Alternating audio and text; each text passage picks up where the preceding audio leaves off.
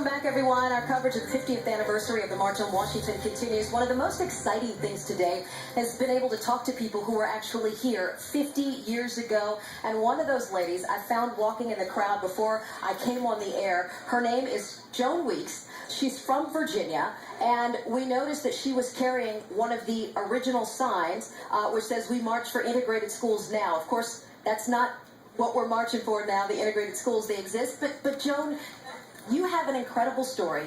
How old were you? And tell us why you decided to come to that march back in 1963. Well, I was 20 years old, and I was between my sophomore and my junior year in college, home for the summer, working in Washington, and I've been following the civil rights movement and all of us, and it just bothered me so much to have people denied the ability to sit at a lunch counter, to have to sit in the back of a bus, or to go to the beach and have to go to a separate beach. There was a place in South Carolina where I walked across and couldn't go to it was just all segregated, and it just didn't make sense to me, and I just had to join this movement. And the way you joined the movement is quite a story, because your family didn't know. You kept it from them.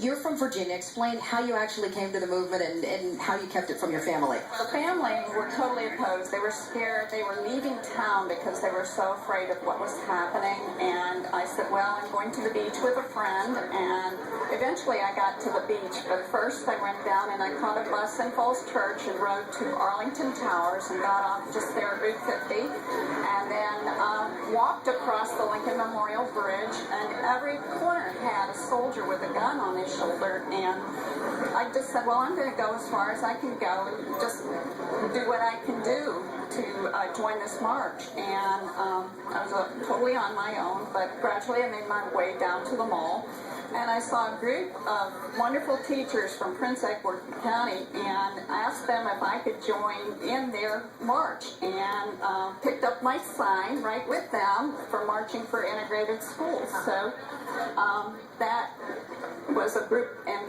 it was so peaceful. All the ladies were dressed in their church attire. The men had shirts and ties and suits on, and everyone was praying and singing, "We shall overcome." And we got there, and I kept moving forward to the Lincoln Memorial as close as I could get.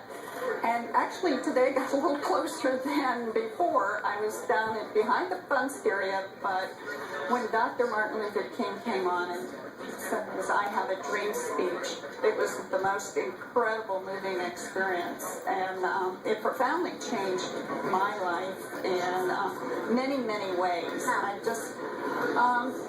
There was a civil rights movement after I came back from Peace Corps and the Teacher Corps in West Virginia, and I was first assigned to a rural community, and when Dr. King was assassinated, I was in absolute tears. I was so upset, and these people in that community were happy about it, and right away I went in and said I needed to transfer, and I transferred to an inner city school in Huntington, West Virginia, and I taught there the remaining of that. And then I taught in the D.C. public schools for quite a long time.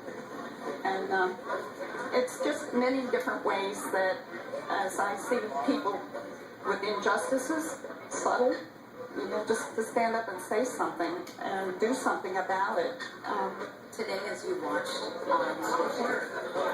what one moment, or was there a moment that really stood out for you, especially when you can contrast it with being here in 1963? I think so many of the people who set the precedent for all of the different recounting these, even Jimmy Carter recounting where his early roots were with the movement, or especially Dr.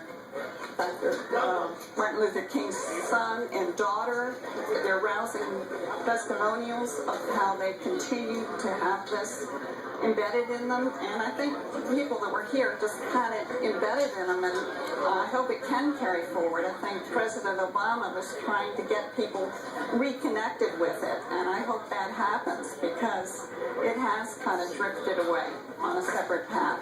We'd like to see if you could hold up the picture. This is actually a picture of Joan from that march in 1963, carrying the same sign that she brought with her today. I just think it's absolutely, positively incredible. For today, the only speaker who was there at that 1963 march was John Lewis.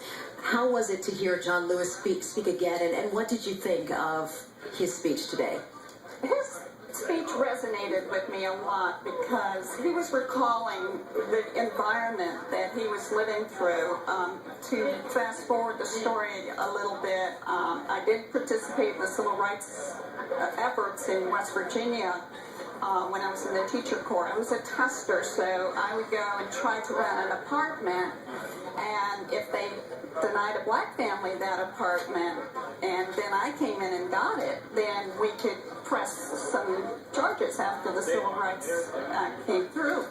And I was participating in that and just about to go on join other students for Nonviolent Coordinating Committee on a bus ride, and had planned to do that, but then Dr. King was assassinated and everything changed after that. It was incredibly difficult to get into different aspects of the movement then after that. It was like things were broken for a while, but I think eventually things came back together again. To be a young white woman in those days and to participate in the things that you did, what was the reaction? I'm just curious, from your family and your friends. Were they excited for you, or? I didn't tell my mother particularly because she was so opposed to that sort of thing, and she was helping pay for college, and I didn't want her to think, well, college must have influenced me, and that sort of thing. But people with the family, I think they kind of know how independent I can be at times and stand up for things that I think are the right way to do things, or the right way, and not allow this discrimination to keep going on. And I think some people, don't have the courage. Sometimes you just have to step in and take a little step forward and just do it because it's the right thing to do. And you certainly set a good example and an incredible story you have to tell. Joan, thank you so much for being here. Amazed that I could do this again 50 years later. I just couldn't not come back. I'm glad you were able to get in and participate and share your story with so many of our viewers, and certainly I'm sure you've shared your story with children and plenty of other people. Thanks so much. We really appreciate it. Thank you for coming in. Again, that was Joan Weeks. She was here 50 years ago for the original March on Washington. She said it had a profound effect on her life, and as we heard her story, indeed it did. Let's check in now with Karen Gray Houston. She is at the Martin Luther King Jr. Memorial over on the National Mall. Karen?